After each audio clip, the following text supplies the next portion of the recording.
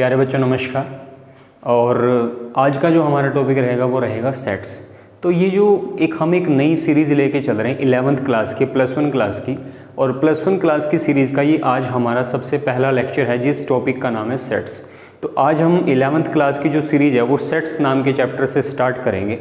और इस सीरीज़ में या जो आज का हमारा टॉपिक रहेगा, आज की वीडियो में हम सेट्स के बारे में समझेंगे। सेट्स का जो बेसिक डेफिनेशन है, बेसिक जो कॉन्सेप्ट है, और सेट से रिलेटेड मैक्सिमम कितनी चीज़ें हमारे लिए यूज़फुल रहेंगी, और सेट से मैक्सिमम कौन कौन से इंपॉर्टेंट क्वेश्चन हमें एग्जाम में मिलेंगे, उन सभी चीज़ों के ऊपर आज के हम वीडियो में डिस्कस करेंगे। सबसे पहले मैं यहाँ पे सेट्स की अगर मैं बेसिक डेफिनेशन की बात करूँ तो सेट्स की बेसिक डेफिनेशन क्या होती है। सेट्स की बेसिक डेफिनेशन मेरे पास कुछ इस तरीके से हो सकती है। It is a collection of well defined objects. ठीक है, सेट्स क्या है? सेट्स एक कलेक्शन है किसका? वेल डिफाइंड ऑब्जेक्ट्स का। जब आप वेल डिफाइंड ऑब्जेक्ट्स की कलेक्शन बनाते हो तो उस कलेक्शन को हम कहते हैं सेट। तो ये तो उसकी बेसिक सी डेफिनेशन हो सकती है। लेकिन अगर मैं यहाँ पे बात करूँ ऑब्जेक्ट की, ऑब्जेक्ट क्या होते हैं? ऑब्जेक्ट हमारे पास हो सकते हैं किसी भी वस्तु का नाम, किसी भी चीज़ का नाम, किसी भी प्रोडक्ट का नाम, मतलब कि कोई भी ऐसी किसी इंसान का नाम भी ऑब्जेक्ट हो सकता है, किसी वस्तु का नाम भी कोई ऑब्जेक्ट हो सकता है। जब आप इस तरह के ऑब्जेक्ट्स की वेल डिफाइंड कलेक्शन बना लेते हो तो उस कलेक्शन को मैं कहता हूँ सेट। यहाँ पे अगर मैं आपको कुछ एग्जाम्पल देने की कोशिश करूँ, अगर मैं यहाँ पे कुछ बेसिक से एग्जाम्पल लूँ जिसको आप सेट्स कहोगे, तो फर्स्ट एग्जाम्पल मान लीजिए मेरे पास यहाँ पे हुआ। फॉर एग्जाम्पल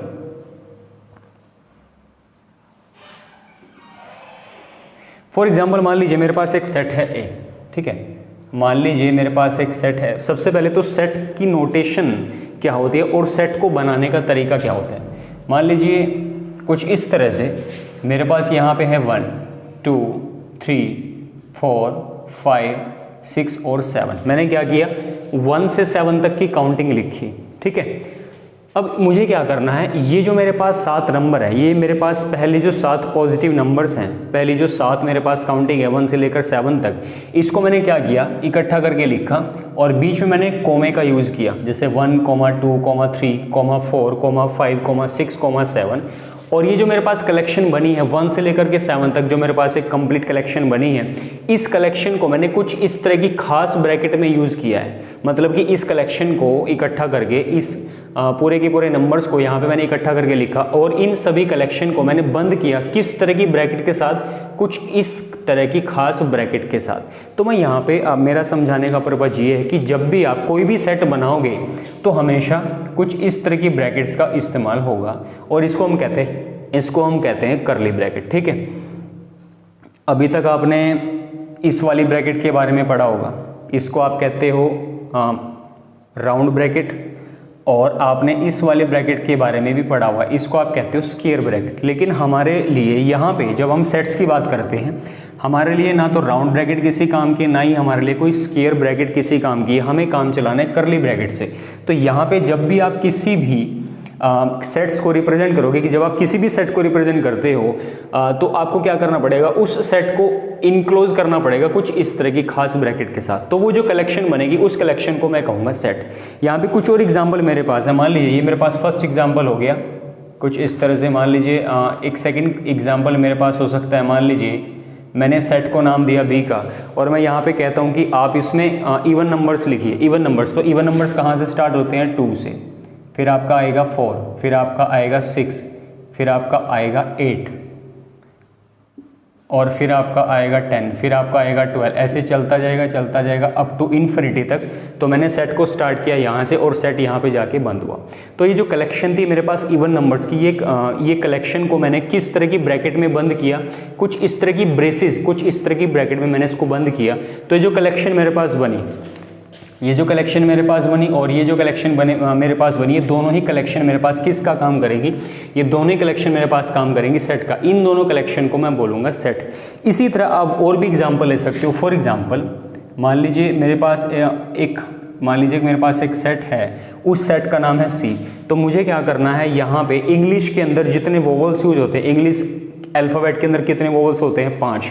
मान लीजिए मैंने यहाँ पे क्या करना है, 5 वोवल्स को लिखना है, ए ई आई OU। तो ये जो मेरे पास एक कलेक्शन बनी, ये कलेक्शन, इस कलेक्शन का नाम क्या है? इस कलेक्शन का नाम है, इंग्लिश के अंदर जितने अल्फ़ाबेट आते हैं उसमें जितने वोवल्स होते हैं, वोवल्स कितने होते हैं? 5। तो उनके 5 ऑब्जेक्ट्स की मैंने कलेक्शन बनाई, उस कलेक्शन को मैंने नाम दिया सी का, और इस कलेक्शन को मैंने इस तरह की ब्रैकेट में कर दिया बंद। तो ये जो कलेक्शन मेरे पास बनेगी, जिस कलेक्शन को मैंने नाम दिया है सी का, ये कलेक्शन मेरे लिए काम करेगी सेट का, ठीक है। इसी तरह एक एग्जाम्पल मेरे पास और हो सकता है। मान लीजिए मुझे यहाँ पे क्या करना है, मुझे यहाँ पे फैक्टर बनाने हैं 210 के। 210 के मुझे प्राइम फैक्टर्स की कलेक्शन करनी है, मतलब कि 210 के कौन कौन से फैक्टर होंगे, लेकिन वो सारे के सारे फैक्टर कैसे होने चाहिए? प्राइम। 210 का जो फैक्टर मेरे पास प्राइम बन सकता है, जैसे मान लीजिए 210 को 2 भी डिवाइड कर सकता है, और 2 अपने आप में एक प्राइम नंबर भी होगा। इसको 3 भी डिवाइड कर सकता है, इसको 5 भी डिवाइड कर सकता है, इसको 7 भी डिवाइड कर सकता है। तो 2, 3, 5, 7 कुछ इस तरह के प्राइम फैक्टर्स हैं जो किसके लिए फैक्टर का काम करेंगे? 210, मतलब कि 210 के लिए। और ये जो कलेक्शन मेरे पास बनी है, जिस कलेक्शन को मैंने नाम दिया है डी का, तो ये कलेक्शन मेरे लिए काम करेगी सेट का, ठीक है। तो यहाँ पे बहुत सारे एग्जाम्पल हो सकते हैं। जैसे मान लीजिए मैं एक एग्जाम्पल और लूँ, मैं कहता हूँ कि भाई आप एक सेट बनाओ, उस सेट का नाम होना चाहिए ए, और उस सेट के अंदर भारत के अंदर जितनी नदियाँ बहती हैं उन सभी के नाम लिखिए, ठीक है। तो आप यहाँ पे सबसे पहले मान लीजिए आप यहाँ पे नाम लिखते हो गंगा का, और फिर आपने यहाँ पे नाम लिखा, आपने यहाँ पे नाम लिखा यमुना का, ठीक है। फॉर एग्ज़ाम्पल आपने यहाँ पे कोई और नाम लिखा। तो ये जो आपके पास इन नदियों के नाम हैं, ठीक है, ये आपके लिए काम करेंगे ऑब्जेक्ट का, और इन सभी ऑब्जेक्ट्स की आपने एक कलेक्शन बनाई, उस कलेक्शन को मैंने नाम दिया ए का, तो ये कलेक्शन मेरे लिए काम करेगी सेट का। तो ये बेसिक डेफिनेशन हो सकती है सेट की, कि जितने भी वेल डिफाइंड ऑब्जेक्ट्स हैं उनकी जो कलेक्शन मेरे पास बनेगी, वो कलेक्शन मेरे लिए काम करेगी सेट का। और ये सेट को रिप्रेजेंट करने का तरीका हो सकता है सेट को। अब देखो यहाँ पे मान लीजिए अगर मैं फर्स्ट एग्जांपल की बात करूँ, मान लीजिए फर्स्ट एग्जांपल मेरे पास है 1, 2, 3, 4, 5, 6, 7। मैंने 1 से लेकर 7 तक की काउंटिंग लिखी। इस काउंटिंग को मैंने यहाँ पे इकट्ठा किया कुछ इस तरह की ब्रेसेस के अंदर। तो ये जो कलेक्शन मेरे पास बनी है, कलेक्शन मेरे पास बनी ए कलेक्शन मेरे पास बनी सेट, और इस सेट को मैंने नाम दिया ए का। अब यहाँ पे जो इस सेट ए के अंदर जितने भी नंबर लिखे पड़े, जैसे 1, 2, 3, 4, 5, 6, 7, ये सारे के सारे जो नंबर्स हैं, ये सारे के सारे जो ऑब्जेक्ट्स हैं, वो सेट ए के लिए एलिमेंट का काम कर रहे हैं। मान लीजिए ये जो 1 है ये ए का एलिमेंट है, 2 भी ए का एलिमेंट है, 3 भी सेट ए का एलिमेंट है, 4 भी सेट ए का एलिमेंट है। तो जितने भी ऑब्जेक्ट हैं वो इस सेट ए के लिए एलिमेंट का काम करेंगे। तो वही चीज़ रहेगी सेट बी में, जितने भी इवन नंबर्स हैं वो सेट बी के लिए एलिमेंट का काम करेंगे। इसी तरह ये सारे के सारे एलिमेंट है सी के, ये सारे के सारे एलिमेंट है सेट डी के, और ये सारे के सारे एलिमेंट हैं यहाँ पे सेट ए के। तो जितने भी अंदर ऑब्जेक्ट होते हैं वो अपने सेट के लिए किसी एलिमेंट का काम करते हैं, ठीक है। तो यहाँ पे मैं एक छोटी सी चीज़, आपका यहाँ पे क्वेश्चन ये हो सकता है कि भाई हम यहाँ पे कैसे पहचानेंगे कि कोई भी कलेक्शन वेल डिफाइंड होगी या नहीं होगी। तो यहाँ पे क्योंकि आपके पास ऑब्जेक्ट्स काफ़ी तरह के हो सकते हैं, कुछ ऑब्जेक्ट्स ऐसे होंगे जो वेल डिफाइंड ऑब्जेक्ट्स होंगे, ठीक है, तो उनकी कलेक्शन तो इजीली सेट बन जाएगी। लेकिन कुछ कलेक्शन ऐसी होती हैं, या जो कुछ ऑब्जेक्ट्स ऐसे हैं तो होते हैं जो वेल डिफाइंड नहीं होते, ठीक है। इसका मतलब ये हुआ कि हम कैसे आइडेंटिफाई करें कि जो कुछ ऑब्जेक्ट्स हमारे पास हैं वो वेल डिफाइंड है या नहीं है। अगर वो वेल डिफाइंड है फिर तो उनको सेट बनाने में कोई दिक्कत नहीं है, लेकिन कुछ ऑब्जेक्ट ऐसे होंगे जो वेल डिफाइंड नहीं होंगे। तो फॉर एग्जांपल मैं आपको कुछ एग्जांपल के माध्यम से समझाऊँ कि आप कैसे आइडेंटिफाई करो कि कोई कलेक्शन आपके लिए वेल डिफाइंड का काम करेगी कि नहीं करेगी, ठीक है।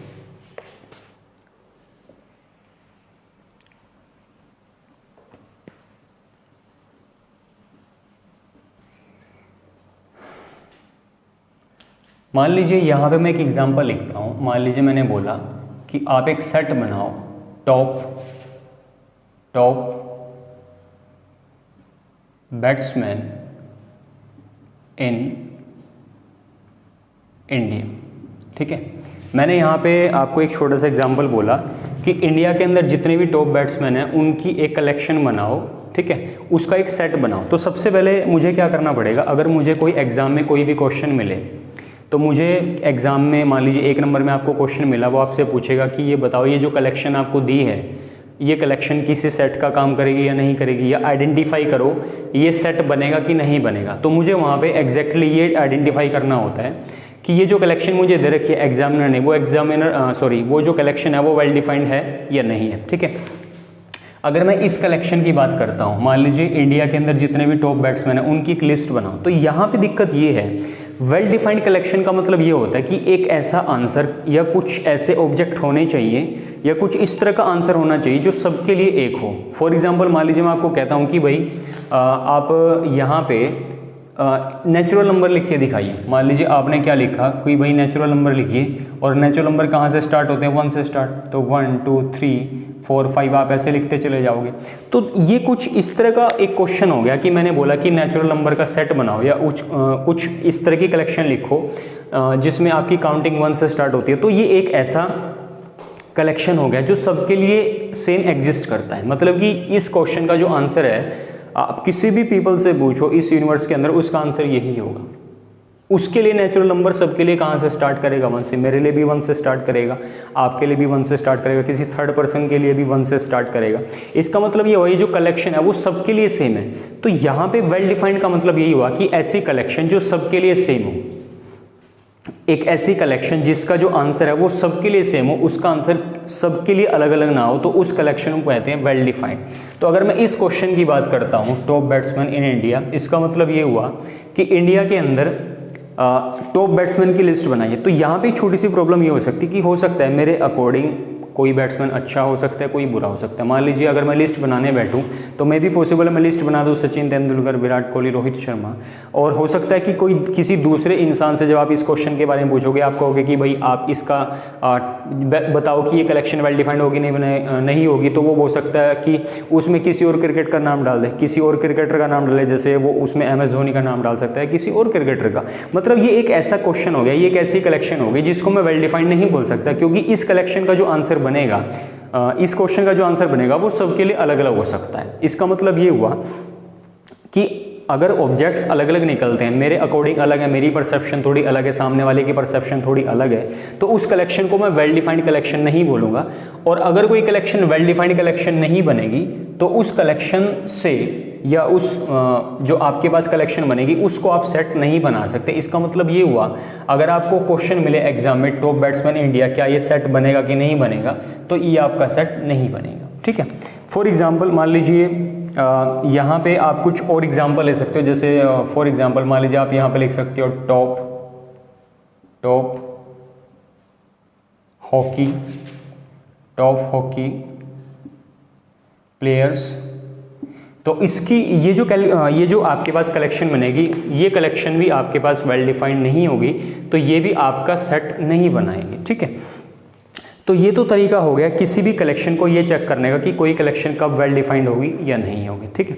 यहाँ पे जो नेक्स्ट हमारे पास, मैं यहाँ पे कुछ आपको स्टैंडर्ड सेट के बारे में समझाने की कोशिश करूँगा। मान लीजिए आप छोटी क्लासेस से पढ़ते आए हो, सेट ऑफ इंटीजर्स, आप छोटी क्लासेस से पढ़ते आए हो सेट ऑफ इंटीजर्स, या फिर आपके पास हो सकता है सेट ऑफ नेचुरल नंबर्स। ठीक है। कुछ इस तरह से सेट ऑफ इंटीजर्स को आप किस तरीके से डिफाइन करते हो, कैपिटल Z से। सेट ऑफ नेचुरल नंबर्स को आप किस तरीके से डिफाइन करते हो, N से। तो यहाँ पे अगर मैं Z की बात करूँ, Z को आप किस तरीके से डिनोट करोगे, आप यहाँ पे लिखोगे कुछ इस तरह से (() -2 -1 0 1 और 2, कुछ इस तरीके से।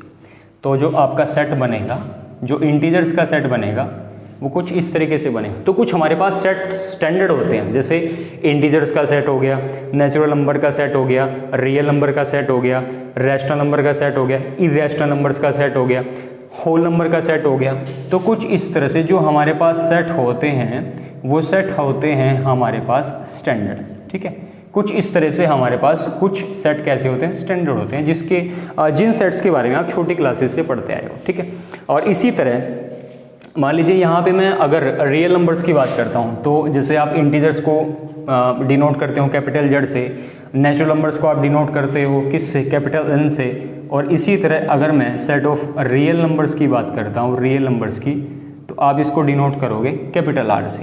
इसी तरह अगर मैं यहाँ पे बात करता हूँ रैशनल नंबर्स की, अगर मैं यहाँ पे बात करता हूँ रैशनल नंबर्स की, तो रैशनल नंबर्स को आप जिस तरीके से डिफाइन करोगे या जो उसकी नोटेशन रहेगी वो रहेगी कैपिटल Q। इसी तरह अगर मैं बात करता हूँ यहाँ पे इर्रेशनल नंबर की, अगर मैं यहाँ पे बात करता हूँ इर्रेशनल नंबर की, तो जो इर्रेशनल नंबर्स की को जो डिफाइन करने का तरीका या उसकी जो नोटेशन रहेगी वो रहेगी कुछ इस तरह से। तो ये सारे के सारे सेट्स हमारे पास कैसे होते हैं, स्टैंडर्ड सेट होते हैं, ठीक है। नेक्स्ट मैं आपको एक छोटी सी चीज़ और बताऊंगा सेट्स के बारे में।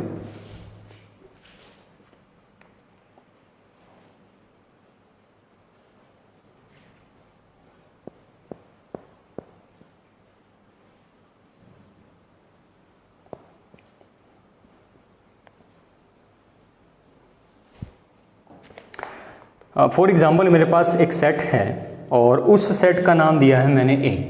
फॉर एग्ज़ाम्पल मेरे पास सेट है ए और उस सेट के अंदर एलिमेंट ए आ गया, एलिमेंट बी आ गया, एलिमेंट सी आ गया, एलिमेंट डी आ गया, एलिमेंट आ गया ई और आ गया एफ। इस सेट के अंदर A B C D E F 6 element है, ठीक है।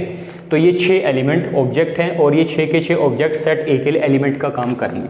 तो मैं यहाँ पे कुछ इस तरीके से लिखूँगा, मान लीजिए जो ए है, जो एलिमेंट ए है वो बिलोंग करता है, बिलोंग्स टू ए। जैसे आप सभी अपनी फैमिली से बिलोंग करते हो, आप सभी अपनी फैमिली के मेंबर हो, ठीक है। इसी तरह जो ए है ये इस सेट ए के लिए एलिमेंट का काम कर रहा है और ये जो सेट ए ये जो एलिमेंट है ए ये किससे बिलोंग कर रहा है, ए से। इसका मतलब ये हुआ, मैं इसको कुछ इस तरीके से लिखूंगा मैथमेटिकली, इसको मैं लिखूंगा कुछ इस तरीके से। ये जो साइन होता है मेरे पास, ये जो साइन होता है, इस साइन का मतलब होता है बिलोंग्स टू, ठीक है। और इसी तरह मान लीजिए इस सेट के अंदर कोई एलिमेंट नहीं है, मान लीजिए इस सेट के अंदर एलिमेंट जी तो नहीं है, तो जी तो इससे बिलोंग नहीं करेगा। तो जब आप लिखोगे नोट डज नॉट बिलोंग्स, तो आपको कुछ इसको इस तरीके से लिखना पड़ेगा, ठीक है। अगर बात करते हो बिलोंग्स टू की, तब तो आप ये वाला साइन लगाओगे जो बीच में लिखा हुआ है। अगर कोई एलिमेंट किसी सेट से बिलोंग नहीं करता तो फिर मैं लगाऊंगा ये वाला साइन, ठीक है। आपको इसको ऐसे लिख के उसको जरा सा कट करना पड़ेगा। इसका मतलब होता है नॉट बिलोंग्स टू, कि ये जो है एलिमेंट उस सेट से बिलोंग नहीं करता। तो ये भी छोटी सी एक चीज़ है जो हमारे लिए समझनी ज़रूरी है। नेक्स्ट जो हमारे पास मोस्ट इंपॉर्टेंट चीज़ आती है वो आती है कि किसी भी सेट को रिप्रेजेंट करने के कितने तरीके हो सकते हैं, ठीक है। तो यहाँ पे जो मेन जो 2 तरीके पढ़े जाते हैं हमारे पास किसी भी सेट को रिप्रेजेंट करने के, वो 2 होते हैं। पहला तो होता है हमारे पास टेबुलर फॉर्म, जिसको हम रोस्टर फॉर्म भी कहते हैं, और नेक्स्ट हमारे पास होता है सेट बिल्डर फॉर्म। सो यहाँ पे किसी भी सेट को रिप्रेजेंट करने के 2 तरीके हो सकते हैं। कौन कौन से? 2 वे। एक तो हमारा रहेगा टेबुलर फॉर्म। सबसे पहला जो हमारा किसी भी सेट को रिप्रेजेंट करने का तरीका हो सकता है वो हो सकता है टेबुलर फॉर्म, ठीक है। सेकंड जो हमारे पास तरीका रहेगा वो हमारे पास रहेगा सेट बिल्डर फॉर्म। नेक्स्ट जो हमारे पास तरीका रहेगा, क्योंकि सेट को रिप्रेजेंट करने के 2 तरीके बनेंगे, जो पहला तरीका बनेगा वो हमारे पास बनेगा टेबुलर फॉर्म और नेक्स्ट हमारे पास तरीका बनेगा सेट बिल्डर फॉर्म का। फॉर एग्जांपल मान लीजिए मैंने आपको ये कहा कि भाई आप क्या करिए, सेट ए बनाइए और सेट ए के अंदर इवन नंबर्स लिखिए। तो आप यहाँ पे लिखोगे इवन नंबर, आपने लिखा 2, फिर आपने लिखा 4, फिर आपने लिखा 6, फिर आपने लिखा 8, फिर आपने लिखा 10। तो ऐसे करके आपने बहुत सारे एलिमेंट लिखे यहाँ पे, क्योंकि एलिमेंट्स तो क्या होते हैं वो अप टू इन्फिनिट तक जाएंगे। क्योंकि आपको सबसे छोटे इवन नंबर का तो पता होता है 2, लेकिन आपको सबसे बड़े इवन नंबर का थोड़ी ना पता होता है। तो इवन नंबर का आपने सेट बनाया। अब ये जो सेट लिखने का तरीका होता है, ये तरीका होता है टेबुलर फॉर्म में। टेबुलर मतलब जिसमें आप एक एक वैल्यू करके लिखते हो। अगर आप मुझसे ये कहोगे कि अगर इसी सेट को मुझे सेट बिल्डर फॉर्म में लिखना होता तो मैं कुछ किस तरीके से लिखता, तो मैं इसको कुछ इस तरीके से लिखता। यहाँ पे मैं लिखता x, मैंने लगाया यहाँ पे double dot, x is equal to 2n, x is equal to 2n, और जहाँ पे n मेरे लिए किसका काम करेगा, नेचुरल नंबर का। तो ये इसी सेट को, जो मैंने सेट ऊपर लिखा a, ये इसी सेट को रिप्रेजेंट करने का तरीका हुआ टेबुलर फॉर्म में, और ये इसी सेट ए को रिप्रेजेंट करने का तरीका हुआ सेट बिल्डर फॉर्म में। अभी आप यहाँ पे ध्यान से देखो, अगर सेट ए के अंदर x आएगा, लेकिन वो x किस तरह का होगा, x इज इक्वल टू होगा 2n, और ये जो स्मॉल n है ये कौन है, कैपिटल N से बिलोंग करता है। मतलब कि जो स्मॉल n है वो एक नेचुरल नंबर होगा। इसका मतलब ये हुआ कि स्मॉल n की पहले वैल्यू आएगी 1 यहाँ पे डलेगी, 1 इंटू 2 कितना बनेगा 2, तो x की पहले वाली वैल्यू आ जाएगी 2। फिर n स्मॉल n की वैल्यू डलेगी 2, तो वो 2 यहाँ पे डलेगा, 2 इंटू 2 कितना बनेगा 4, तो x की अगले वाली वैल्यू आएगी 4। इसी तरह अगली वैल्यू आएगी 6, फिर अगली वैल्यू आएगी 8, फिर अगली वैल्यू आएगी 10। इस तरह से ये वैल्यू चलती जाएगी और चलती जाएगी। तो मतलब ये हुआ कि इस सेट ए को मैंने टेबुलर फॉर्म में भी लिखा और इसी सेट को मैंने लिखा सेट बिल्डर फॉर्म में। तो आपको करना क्या होता है कि टेबुलर फॉर्म में तो आपको सारी एक एक वैल्यू लिख के दिखानी होती है, ठीक है, और सेट बिल्डर फॉर्म में आपको क्या करना होता है, जस्ट एक छोटा सा एक्सप्रेशन लिखना होता है जो थ्योरी में होता है, जस्ट इसको आप थ्योरेटिकल एक्सप्रेशन कहोगे, और इसमें आपको मैथमेटिकली सारी वैल्यू लिखनी होती है। तो किसी भी सेट को रिप्रेजेंट करने के दो तरीके हो सकते हैं। एक तो हो सकता है आपके पास कौन सा तरीका, टेबुलर फॉर्म, और एक आपके पास हो सकता है सेट बिल्डर फॉर्म। मान लीजिए मैं आपको एक एग्जांपल के माध्यम से और समझाता हूँ थोड़ा सा इसके बीच में डिफरेंस। मान लीजिए यहाँ पे अगर मैं ये लिखता हूँ, मान लीजिए मेरे पास एक सेट एक ए है और सेट मेरे पास है ए एक्स मेरे पास कौन है, x is vowel in English. मान लीजिए मेरे पास एक सेट ए हो गया और इस सेट को मैंने सेट बिल्डर फॉर्म में लिखा, x आएगा, लेकिन x कौन होगा, x होगा वोवल, किसका, वोवल इंग्लिश का।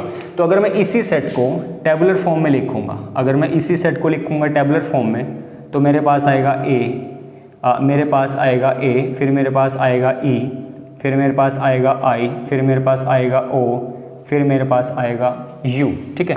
तो इसी सेट a को मैंने लिखा पहले कौन सी फॉर्म में, सेट बिल्डर फॉर्म में, और इसी सेट को मैंने यहाँ पे लिखा कौन सी फॉर्म में, इसको मैंने लिखा टेबुलर फॉर्म में, ठीक है। तो कुछ इस तरीके से आप क्या कर सकते हो, यहाँ पे किसी भी सेट को रिप्रेजेंट कर सकते हो टेबुलर फॉर्म में और सेट बिल्डर फॉर्म में। तो यहाँ पे मैं कुछ आपको यहाँ पे कुछ रैंडम क्वेश्चन बताता हूँ। उन क्वेश्चन में हमने जितना बेस हमने अब तक समझा उसके जो डिपेंड क्वेश्चन है वो हम करने की कोशिश करेंगे, फिर हम नेक्स्ट बेस स्टार्ट करेंगे जो हमें अगले वाली एक्सरसाइज में काम आएगा। तो यहाँ पे सबसे पहले मुझे कुछ 4-5 कलेक्शन दे रखी हैं, उन कलेक्शन को मुझे बताना है कि वो कलेक्शन वेल डिफाइंड है या नहीं है। तो जो सबसे पहला क्वेश्चन है वो है कि collection of all the months of a year beginning with the letter जे।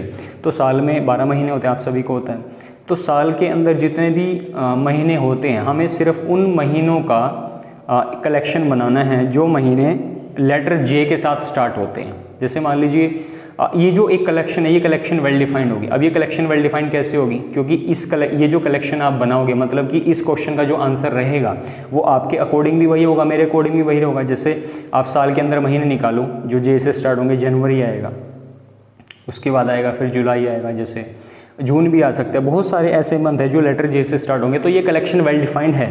अगर कोई कलेक्शन वेल डिफाइंड है तो वो कलेक्शन सेट बनाएगी, अदरवाइज वो सेट नहीं बनाएगी। तो फर्स्ट पार्ट हमारा बनेगा yes it will become a set, ठीक है। सेकंड आगे जो है collection of all boys in your class. मान लीजिए आप किसी क्लास में पढ़ते हो, तो उस क्लास के अंदर जितने भी लड़के हैं उन सभी की मुझे लिस्ट बनानी है। तो ये कलेक्शन तो वेल डिफाइंड बनेगी, तो ये भी सेट का काम करेगी, तो ये भी मेरे पास सेट बनेगी। अगला मेरे पास team of 11 best cricket batsman of the world के जो 11 बेस्ट क्रिकेट बैट्समैन हैं उनकी लिस्ट बनाओ। तो ये कलेक्शन वेल डिफाइंड होने का काम नहीं करती, इसका मतलब ये कलेक्शन सेट को नहीं बनाएगी, ठीक है।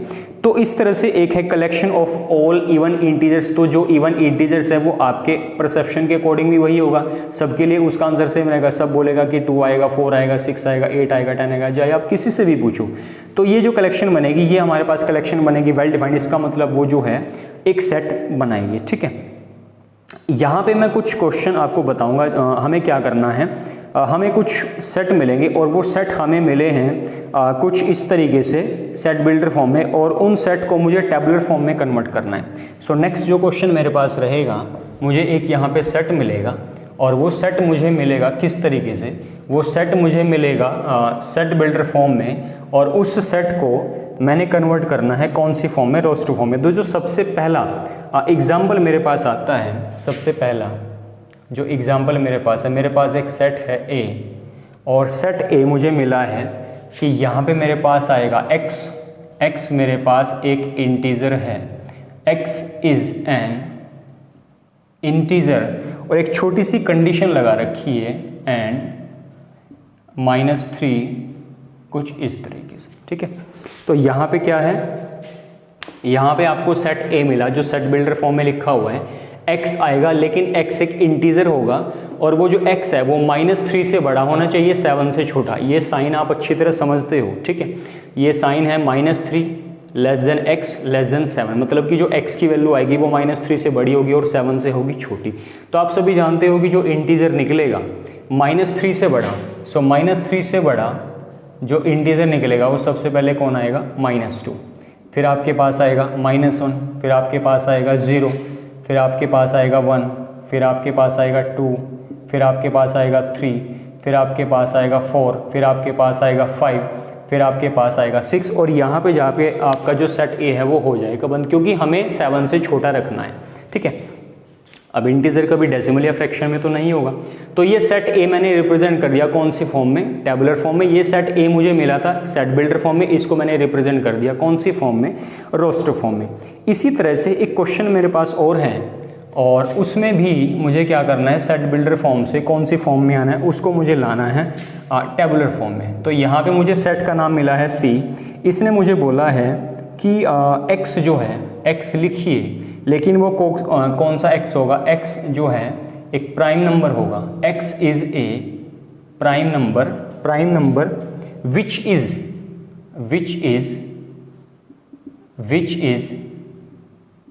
Divisor of 60, which is divisor of 60, जो मेरे पास डिवीज़र होगा किसका, 60 का। तो अगर मुझे क्या करना है, इसी सेट को रोस्टर फॉर्म में लाना है, तो मैं क्या करूँगा, तो मुझे क्या करना पड़ेगा, पहले तो 60 के डिवीज़र ढूंढने पड़ेंगे, और वो डिवीज़र ढूंढने पड़ेंगे जो अपने आप में प्राइम नंबर भी हो। तो यहाँ पे जो सबसे पहला मेरे पास डिवीज़र बनेगा 60 का, वो कौन बनेगा, 2। क्या 2 कोई प्राइम नंबर है, बिल्कुल है। तो यहाँ पे आएगा 2, 3 आ सकता है, 3 भी आएगा, 5 आ सकता है, 5 भी आएगा। उसके बाद कौन सा आएगा, 6 प्राइम नंबर नहीं होता तो हम उसको यहाँ पे हम नहीं लिखेंगे।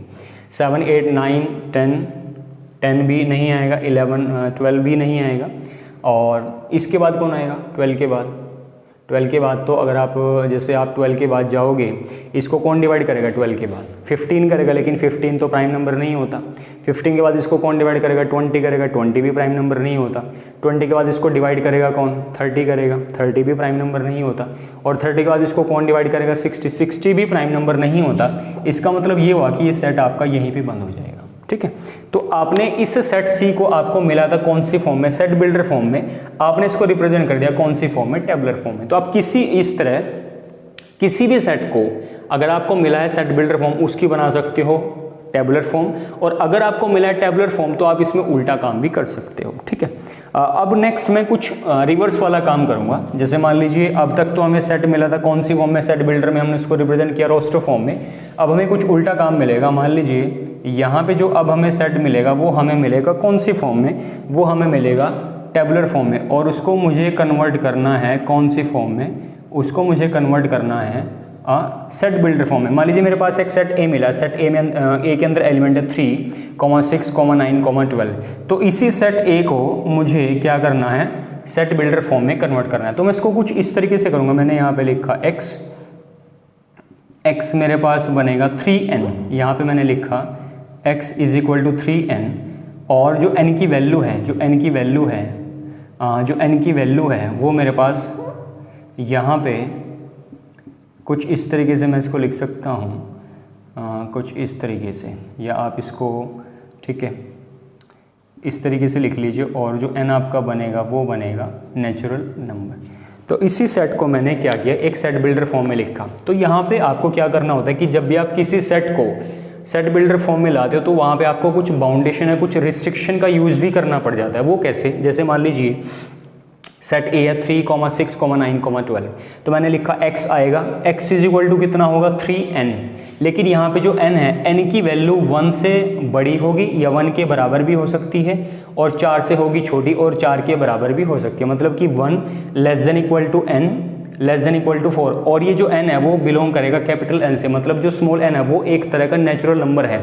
मतलब कि जब आप यहाँ पे स्मॉल n की वैल्यू 1 लेकर के आओगे तो 1 इंटू 3 कितना बनेगा 3, फिर आएगा 2 इंटू 3 कितना बनेगा 6, फिर आएगा 3 इंटू 3 कितना बनेगा 9, और जैसे ही 4 आएगा 4 इंटू 3 बनेगा 12। अब n की वैल्यू 4 से छोटी हो सकती है या बराबर हो सकती है, लेकिन उससे बड़ी नहीं हो सकती। इसका मतलब ये हुआ कि n की वैल्यू 5 तो नहीं आएगी, तो 5 इंटू 3 15 तो बनेगा ही नहीं। तो मैंने ये बाउंडेशन क्यों लगाई, मैंने रिस्ट्रिक्शन क्यों लगाई, मैंने रिस्ट्रिक्शन इसलिए लगाई क्योंकि मेरा सेट जो है वो 12 के बाद जाके ख़त्म हो चुका है, इसलिए मुझे अपने n को 4 से छोटा रखना पड़ेगा या 4 के बराबर रखना पड़ेगा। मान लीजिए ये सेट इस तरह से ना होता, मान लीजिए आगे चलता 12 15 18 ऐसे चलता जाता, तो मुझे इस बाउंडेशन की लगाने की यहाँ पर कोई ज़रूरत ना होती, तो ये वाला यहाँ पर हिस्सा मिस हो जाता। बस इसके बाद मैं सीधा लिखता कि n किससे बिलोंग करेगा, वो करेगा कैपिटल N से। ठीक है, तो इस तरह से आप किसी भी सेट को सेट बिल्डर फॉर्म से रोस्टर फॉर्म में कन्वर्ट कर सकते हो। ठीक है, कुछ एक छोटा सा क्वेश्चन मेरे पास और है, उसमें भी मुझे यही काम करना है। मुझे क्या करना है, उसको टेबुलर फॉर्म से मुझे उसको सेट बिल्डर फॉर्म में लाना है।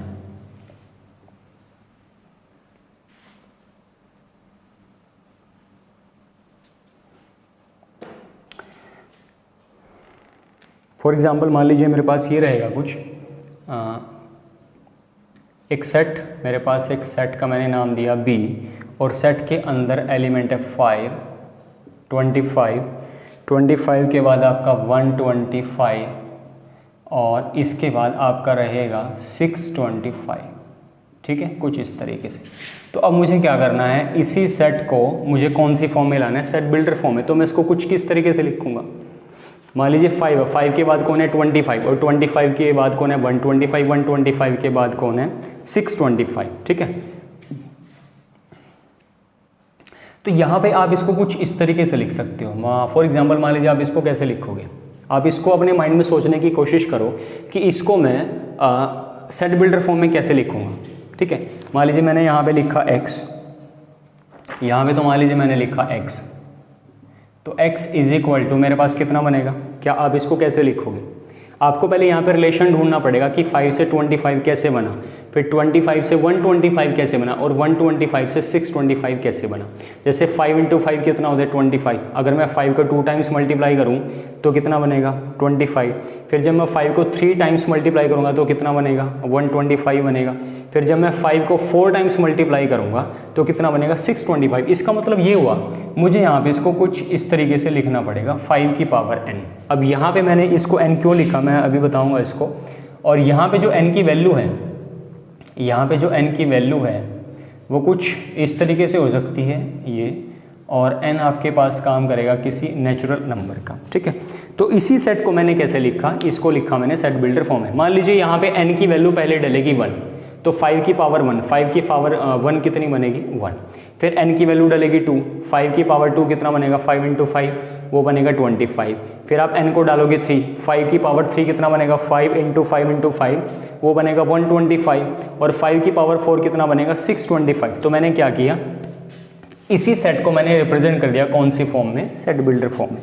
तो आपको करना क्या होगा कि अगर आपको कोई भी सेट मिले और वो सेट आपके पास कौन सी फॉर्म में हो, रोस्टर फॉर्म में हो, और आपने उस सेट को सेट बिल्डर फॉर्म में लाना है, तो आपको थोड़ा सा टेक्निकली सोचना पड़ेगा, फिर आपको कुछ इस तरह का स्टेटमेंट लिखना पड़ेगा। ठीक है, यहाँ पे कुछ और क्वेश्चन मेरे पास है। यहाँ पे मेरे पास क्वेश्चन रहेगा नेक्स्ट, मुझे क्या करना है कि मुझे कुछ सेट्स मिले हैं। नेक्स्ट क्वेश्चन मेरे पास जो है सेट मुझे मिला है कुछ इस तरीके से A, और ये सेट भी मुझे मिला है कौन सी फॉर्म में, सेट बिल्डर फॉर्म में। ये बोलता है कि x आएगा, लेकिन x कौन सा होगा, x is an odd natural number. x मेरे पास होगा एक ऑड नेचुरल नंबर। तो ये क्या कहता है कि ये जो सेट आपको मिला है इसके सारे के सारे एलिमेंट को लिखिए, इसके सभी एलिमेंट की लिस्ट बनाइए। तो ऑड नेचुरल नंबर कितना होता है, सबसे पहले तो 1 आएगा, फिर आपका आएगा कौन 3, फिर आपका आएगा 5, फिर आपका आएगा 7, फिर आपका आएगा 9, ऐसे चलता जाएगा। ये कभी सेट खत्म नहीं होगा। तो मे भी पॉसिबल एक नंबर में ऐसा क्वेश्चन भी आ सकता है कि आपको सेट मिले कौन सी फॉर्म में, सेट बिल्डर फॉर्म में, और उसके मुझे एलिमेंट की लिस्ट बनानी हो। ठीक है, मान लीजिए एक क्वेश्चन मेरे पास और हो सकता है इसमें। एक सेट मुझे मिला है, सेट का नाम है मेरे पास A, और यहाँ पे मेरे पास x आ गया, मान लीजिए मेरे पास x आ गया, और x is letter in word, कौन सा वर्ड, लॉयल। ठीक है, तो इंग्लिश का एक अल्फ़ाबेट इंग्लिश का एक वर्ड आपके पास है लॉयल, इसके अंदर जितने भी लेटर हैं उन सभी की लिस्ट बनाओ। तो ये सेट मुझे मिला है कौन से फॉर्म में, ये सेट मुझे मिला है सेट बिल्डर फॉर्म में। तो जब आप इसको रोस्टर ऑफ टेबुलर फॉर्म में कन्वर्ट करोगे तो इसके अंदर जितने भी एलिमेंट है वो उन सब की मुझे लिस्ट बनानी पड़ेगी। तो सबसे पहले मान लीजिए एलिमेंट आ गया एल, या आप इसको अल्फ़ाबेटिकली भी चेक कर सकते हो, उसमें तो कोई दिक्कत नहीं होगी। मान लीजिए एल आ गया, एल के बाद आपने लिखा ओ के बाद आपने लिखा वाई के बाद आपने लिखा ए, और मैंने इस सेट को कर दिया बंद। ठीक है, आप यहाँ पे पूछोगे कि एल 2 बार है तो आपने इसको 2 बार क्यों नहीं लिखा भाई? तो सेट में कोई भी एलिमेंट 2 बार नहीं लिखा जाता, उसको आप एक ही बार लिखते हो। ठीक है, तो ये चीज़ आपने ध्यान रखनी है। तो इस सेट को मैंने रिप्रेजेंट कर दिया कौन सी फॉर्म में, रोस्टर फॉर्म में। ठीक है, इसी तरह से आपके पास एक एग्जांपल है कि मुझे वर्ड मिला है ट्रिग्नोमेट्री के भी मुझे ऐसे ही सारे के सारे लिस्ट बनानी है एलिमेंट की। एक वर्ड मुझे मिला है बेटर, BETTER, इसी तरीके से आप उसकी भी लिस्ट बना सकते हो। ठीक है, तो आपको बहुत सारे सेट्स मिलेंगे जिसको आपको क्या करना पड़ेगा, एलिमेंट्स की क्या करना पड़ेगा, उनकी लिस्ट बनानी पड़ेगी। शायद ये 1 नंबर में कोई क्वेश्चन हमारे पास हो सकता है। ठीक है, तो ये कुछ हमारे पास क्वेश्चन थे। नेक्स्ट जो हमारे पास टॉपिक रहेगा वो रहेगा एम्प्टी सेट। ठीक है, सो एम्प्टी सेट क्या होता है, और एम्प्टी सेट के 2 अलग अलग और भी नाम हो सकते हैं, और एम्प्टी सेट की पहचान क्या रहेगी, और एम्प्टी सेट के बेस्ड पे हमें कुछ क्वेश्चन भी मिल सकते हैं, और उन क्वेश्चंस को भी हमें कुछ मैथमेटिकली कैलकुलेशन करके चेक करना होता है कि वो सेट हमारे पास एम्प्टी सेट का काम करेगा कि नहीं करेगा। ठीक है, सो यहाँ पे हम पढ़ने वाले हैं एम्प्टी सेट के बारे में।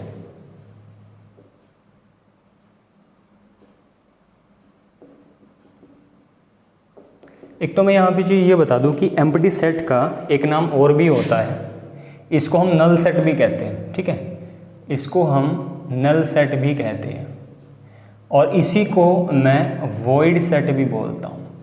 इसी को मैं वॉइड सेट भी बोल सकता हूँ, इसी को मैं नल सेट भी बोल सकता हूँ, और इसी को मैं एम्प्टी सेट भी बोल सकता हूँ। ठीक है, तो यहाँ पे अगर मैं ये बोलूँ कि इसको रिप्रेजेंट करने का तरीका क्या होगा, मान लीजिए मेरे पास एक सेट ए है और वो एम्प्टी सेट है, तो उसको लिखने का तरीका ये हो सकता है, बस ब्रेसेस को लिखिए, ब्रेसेस के अंदर मुझे कुछ नहीं लिखना, ब्रेसेस को छोड़ना है खाली, तो वो जो सेट बनेगा वो मेरे पास बनेगा एम्प्टी सेट। या फिर इसको लिखने का तरीका ये भी हो सकता है कि मैंने ए को लिखा 5।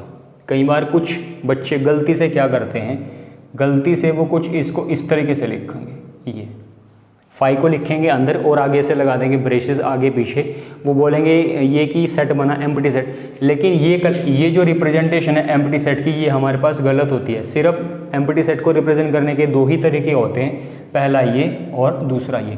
तो ये तरीका हम अडोप्ट नहीं करेंगे। हमने क्या करना है, या तो हमने ब्रेसेस को छोड़ना है खाली, या फिर हमने लिखना है 5, इसको हम कहते हैं 5। ठीक है, तो ये नल सेट को, एम्प्टी सेट को या फिर वॉइड सेट को रिप्रेजेंट करने के 2 तरीके हो सकते हैं।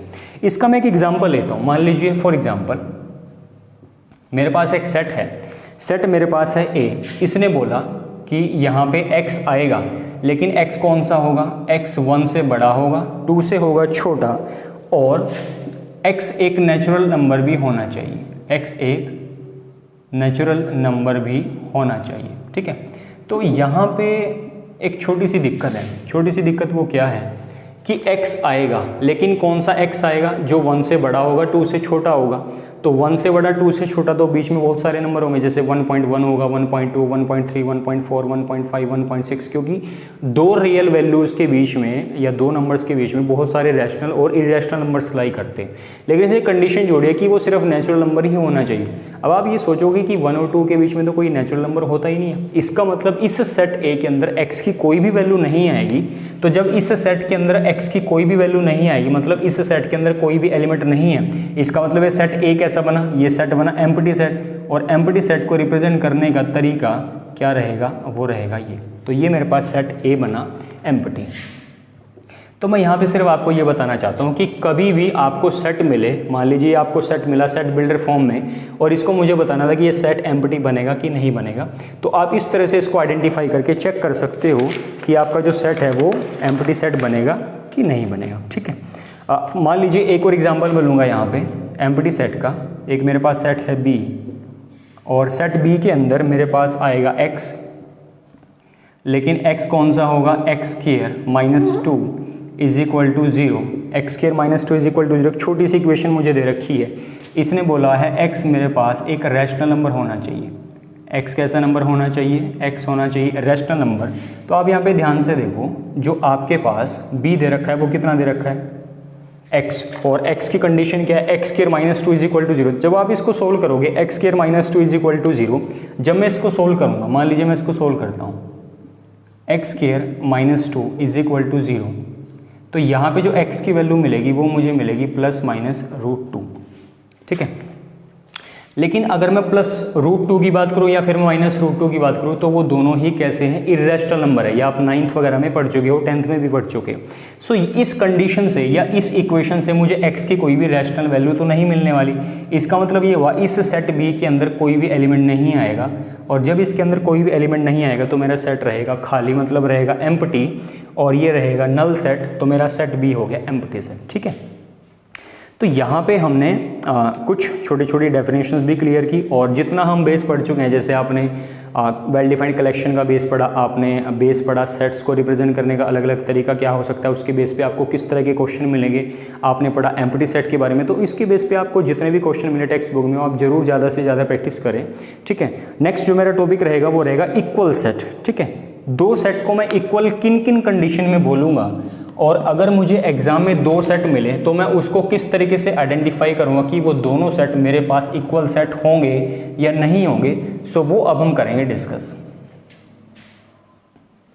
सबसे पहले इक्वल सेट की कंडीशन क्या होगी। इक्वल सेट की कंडीशन कुछ इस तरीके से होगी, तो मैं इसको सीधा आपको एग्जाम्पल के माध्यम से समझाता हूँ। मान लीजिए मेरे पास एक सेट है ए, ठीक है। एक सेट मेरे पास है ए, और सेट ए के अंदर एलिमेंट है 1, 2, 3, 4, और ये मेरे पास सेट हो गया बी। सेट बी के अंदर जो एलिमेंट है वो रहेगा मेरे पास 3, 1, 4, 2, ठीक है। और इस सेट को मैंने यहाँ पे कर दिया बंद। तो इक्वल सेट की आपको एक छोटी सी कंडीशन याद ये रखनी है कि अगर मैं ये चेक करना चाहता हूँ कि सेट ए जो है वो सेट बी के इक्वल होगा कि नहीं होगा, तो आपको क्या करना पड़ेगा, उसमें एक छोटा सा आइडेंटिफाई करना पड़ेगा कि सेट ए का हर एक एलिमेंट सेट बी में होना चाहिए। इसकी मैं डेफिनेशन भी लिख देता हूँ, कि कोई भी सेट इक्वल सेट कब बनेगा। इसकी मैं डेफिनेशन भी लिख देता हूँ इक्वल सेट्स की। तो यहाँ पे आप लिखोगे if every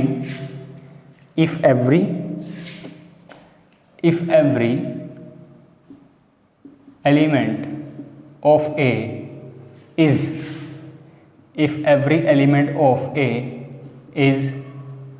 element of B and every element of B is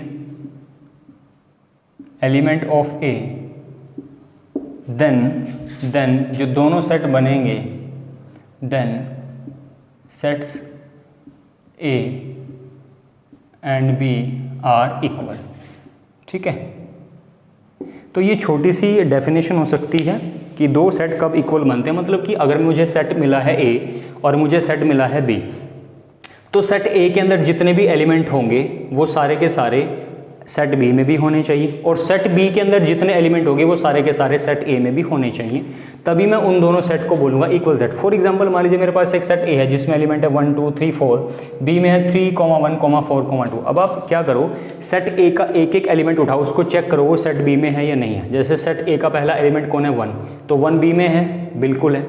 set ए का दूसरा एलिमेंट कौन है, 2 बी में है, बिल्कुल है। सेट ए का एलिमेंट 3 क्या बी में है, बिल्कुल है। सेट ए का एलिमेंट 4 क्या बी में, बिल्कुल है। तो ए के सारे एलिमेंट बी में तो है। अब आप उल्टा भी चेक करो, तो सेट बी का एलिमेंट जैसे हो गया 3 वो ए में है, 1 भी ए में है, 4 भी ए में है, 2 भी आपका किस में रहेगा, ए में रहेगा, ठीक है। इसका मतलब ये हुआ कि जो ए और सेट बी बनेगा वो आपके पास बनेगा इक्वल सेट। इसका मतलब ये हुआ सेट ए जो है वो क्या होगा, वो बराबर बनेगा। यहाँ पे आपका छोटा सा क्वेश्चन ये हो सकता है कि भाई यहाँ पे क्या एलिमेंट की पोजीशन है वो मैटर नहीं करेगी। जैसे यहाँ पे 1 2 3 4 तो सीक्वेंस में यहाँ पे 1 2 3 4 मैंने उल्टा करके लिखा है, तो भाई उन चीज़ों का यहाँ पे कोई फ़र्क नहीं पड़ेगा। बस आपने इस कंडीशन को सेटिस्फाई करना है कि ए का हर एक एलिमेंट बी में होना चाहिए, चाहे वो पोजीशन एलिमेंट के आगे पीछे हो, उससे कोई दिक्कत वाली बात नहीं है। सेट बी का हर एक एलिमेंट मेरा सेट ए में होना चाहिए, ठीक है।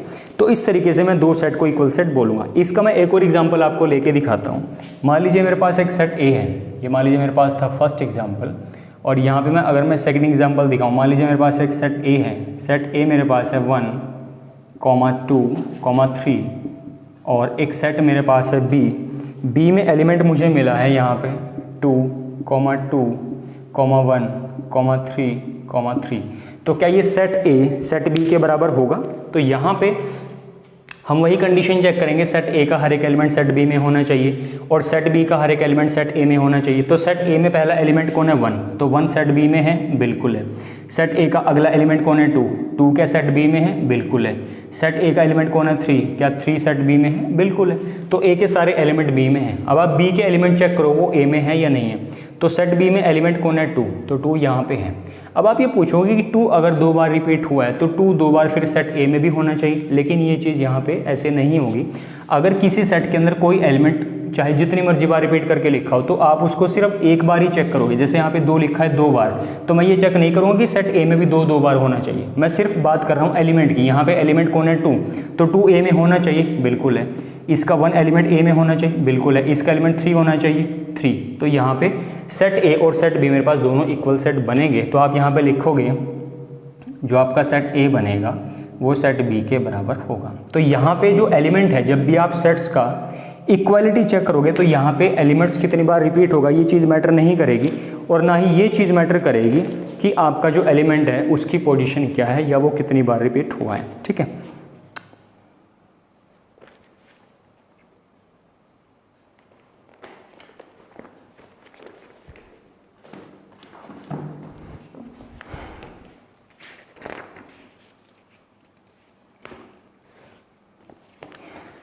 कई बार क्या होता है कि जो आपको इक्वल सेट्स से रिलेटेड क्वेश्चन मिलते हैं कि आप बताओ कि आपके पास सेट्स इक्वल है या नहीं है, तो वो दोनों सेट्स में भी ऐसा हो गया कि आपको सेट ए मिला टेबुलर फॉर्म में, सेट बी भी आपको टेबुलर फॉर्म में मिला, तो आप ए और बी को चेक करो कि वो इक्वल है या नहीं है। कई बार ऐसा भी होता है कि सेट ए और सेट बी दोनों ही सेट बिल्डर फॉर्म में लिख दिए जाते हैं, उनको चेक करके बताओ वो बराबर नहीं होंगे कि नहीं होंगे।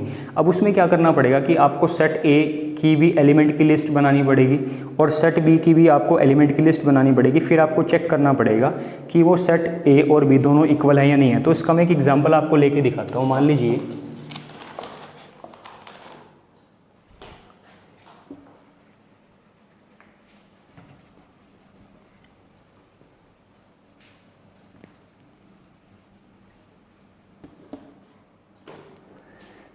फॉर एग्जाम्पल मेरे पास एक 2 सेट हैं। मान लीजिए ये है कुछ इस तरीके से। सेट ए मेरे पास है, सेट ए के अंदर एलिमेंट, सेट ए के अंदर आएगा x, x is a letter, x is a letter, x मेरे पास एक लेटर होगा, और जो x लेटर है वो किस इंग्लिश के वर्ड का होगा? फॉल होगा, FOLLOW, ठीक है।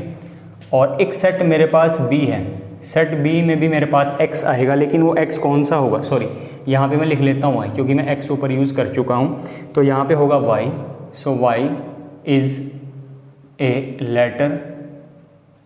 लेटर इन वोल्फ, यहाँ पे लिखा है WOLF, ठीक है। तो अब मुझे क्या करना है, सेट ए और सेट बी को मुझे बताना है कि वो बराबर है या नहीं है, मतलब वो इक्वल है या नहीं है। तो इसमें फिर मुझे वही काम करना पड़ेगा। अब देखो आप इतना इसको आसानी से तो नहीं बताओगे, मुझे सेट ए को भी मुझे कन्वर्ट करना पड़ेगा कौन सी फॉर्म में? टेबुलर फॉर्म में, और सेट बी को भी मुझे कन्वर्ट करना पड़ेगा कौन सी फॉर्म में? टेबुलर फॉर्म में। तो जब आप सेट ए को टेबुलर फॉर्म में कन्वर्ट करोगे, आपका एलिमेंट आएगा सबसे पहले एफ के बाद कौन आएगा? ओ, फिर आएगा आपका एल के बाद एल आएगा, वो तो आ चुका है, ओ भी आ चुका है, फिर आपका आएगा डब्ल्यू, ठीक है। और सेट बी के अंदर सबसे पहले आपका आएगा डब्ल्यू, फिर आपका आएगा ओ, फिर आपका आएगा एल, फिर आपका आएगा एफ। तो अब आप इसको चेक करो कि सेट ए सेट बी के बराबर है क्या? एफ इसके अंदर है, बिल्कुल है। ओ इसके अंदर है, बिल्कुल है। एल इसके अंदर है, बिल्कुल है। डब्ल्यू इसके अंदर है, बिल्कुल है। तो आप लिखोगे सेट जो सेट ए है वो आपके पास सेट बी के बराबर होगा, मतलब कि दोनों सेट आपके लिए इक्वल सेट का काम करेंगे। ठीक है, तो कुछ इस तरीके से आपको क्वेश्चन मिल सकते हैं। और यहाँ पे नेक्स्ट जो हमारा टॉपिक रहने वाला है वो टॉपिक हमारे पास रहेगा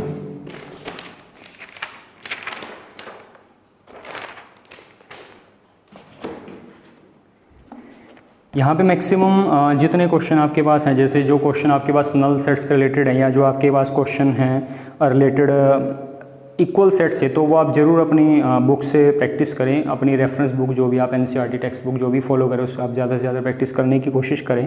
मैं यहाँ पे आपको छोटी छोटी दो चीज़ें और बताऊँगा, फिर मैं इस लेक्चर को फिनिश करने वाला हूँ। सो यहाँ पे दो मेरे पास छोटी छोटी चीज़ें हैं, फाइनाइट सेट और इनफाइनाइट सेट। ठीक है, मेरे पास दो छोटी छोटी चीज़ें और आएंगी। मेरे पास पहला जो आएगा टॉपिक वो आएगा फाइनाइट सेट, फिर मेरे पास आएगा इनफाइनाइट सेट। ठीक है, सो यहाँ पे सबसे पहले मेरे पास आता है फाइनाइट सेट। मेरे पास सबसे पहले आता है क्या? Finite set.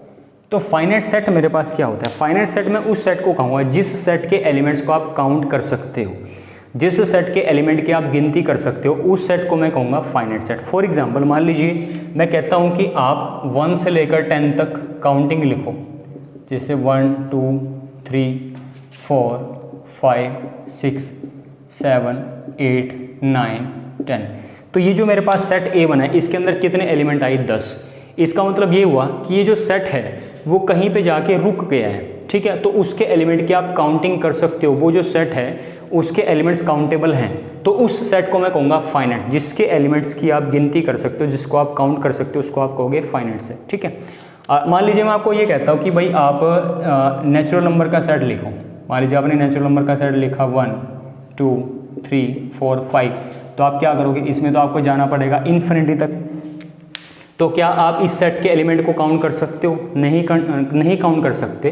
तो जिस सेट के एलिमेंट को आप काउंट नहीं कर सकते उस सेट को आप बोलोगे इनफाइनाइट सेट। ठीक है, तो दो छोटी छोटी सी डेफिनेशन है फाइनाइट सेट और इनफाइनाइट सेट। फाइनाइट का मतलब क्या हुआ? जिस सेट के एलिमेंट को आप काउंट कर सकते हो उसको आप कहोगे फाइनाइट सेट। जितने मर्जी हजारों लाखों करोड़ों इसके एग्जाम्पल हो सकते हैं। इसी तरह इनफाइनाइट सेट के भी बहुत एग्जाम्पल हो सकते हैं। मान लीजिए नेचुरल नंबर का सेट भी इनफाइनाइट बनेगा, इंटीजर्स का सेट भी इनफाइनाइट सेट बनेगा, होल नंबर का सेट भी इनफाइनाइट सेट बनेगा, रैशनल नंबर का सेट भी इनफाइनाइट सेट बनेगा, इर्रेशनल नंबर का सेट भी इनफाइनाइट सेट बनेगा और रियल नंबर्स का सेट भी कैसा बनेगा? इनफाइनाइट सेट बनेगा। तो जितने भी हमारे पास स्टैंडर्ड सेट होते हैं वो सारे मैक्सिमम ऑलमोस्ट इनफाइनाइट सेट ही होते हैं। ठीक है, तो फाइनाइट और इनफाइनाइट की छोटी सी दो कंडीशन थी, वो हमारी क्लियर हुई। अब ऐसा भी हो सकता है कि मान लो एग्जाम में आपको क्वेश्चन मिला, सेट आपको दे दिया टेबुलर फॉर्म में, तो आप चेक करके बताओ फाइनाइट बनेगा कि इनफाइनाइट बनेगा। या फिर ऐसा भी हो सकता है कि वही आपको सेट मिले सेट बिल्डर फॉर्म में, तो आप सेट बिल्डर फॉर्म से भी आसानी से आइडेंटिफाई कर सकते हो कि कोई सेट फाइनाइट बनेगा या इनफाइनाइट बनेगा। उसको आप पहले रोस्टर फॉर्म या आप उसको टेबुलर फॉर्म में कन्वर्ट कर सकते हो, और टेबुलर फॉर्म में कन्वर्ट करने के बाद आप ये आराम से आइडेंटिफाई कर सकते हो कि कोई भी सेट आपके लिए फाइनाइट सेट का काम करेगा या फिर काम करेगा इनफाइनाइट सेट का। तो यहाँ पे हमने जो हमने आज का टॉपिक स्टार्ट किया था सेट्स, उसके अंदर हमने कुछ 5-6 गिनी चुनी चीज़ों के ऊपर डिस्कशन करने की कोशिश की, कुछ हमने क्वेश्चन भी ट्राई किए। तो यहाँ पे आप मैक्सिमम जितना भी हम पढ़ चुके हैं, जितना बेस हम आज रीड कर चुके हैं, उससे रिलेटेड आप क्वेश्चन ज़्यादा से ज़्यादा प्रैक्टिस करें अपनी टेक्स्ट बुक से। ठीक है, नेक्स्ट हम यहाँ पे सेट्स के अंदर जो रहता है जैसे सबसेट के बारे में, पावर सेट के बारे में, वो हम आगे आने वाली वीडियो में डिस्कस करेंगे। तब तक के लिए I wish you good luck. Thank you very much.